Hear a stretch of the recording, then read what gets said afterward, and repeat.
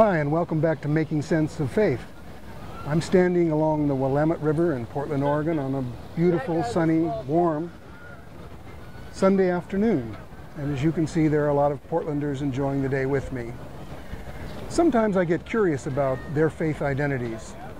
Fortunately, I don't have to ask each one because that work's been done for me by some very reliable surveys. So I can tell you with confidence that 6 out of every 10 people who walks by, about 60%, would tell me they were Christians. Another 10% would say they were Christians, but outside mainstream Christianity. In other words, Mormons, Jehovah's Witnesses.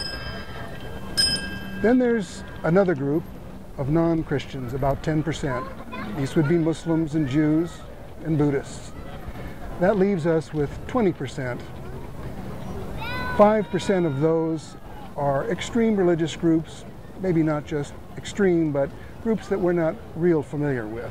Scientologists, the Baha'i. Finally, we're left with 15% of the people who walk by here. 15% of the people in the United States. And in fact, if we believe military reports, inductees now say that they're represent about 25% of the military. And these people are those who want to remain unaffiliated, they're non-believers, agnostics, atheists. And that's the topic of the discussion today. Who are these people, and why is it important to talk about them? Well, first of all, because they're the fastest growing group, that makes them important by themselves.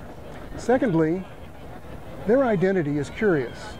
If I look around, it would be very difficult for me, and probably you, to make a guess about who they were. They don't advertise.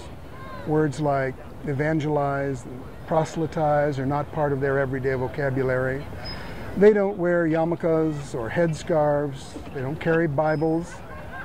They don't put veils over their faces or wear jewelry around their necks.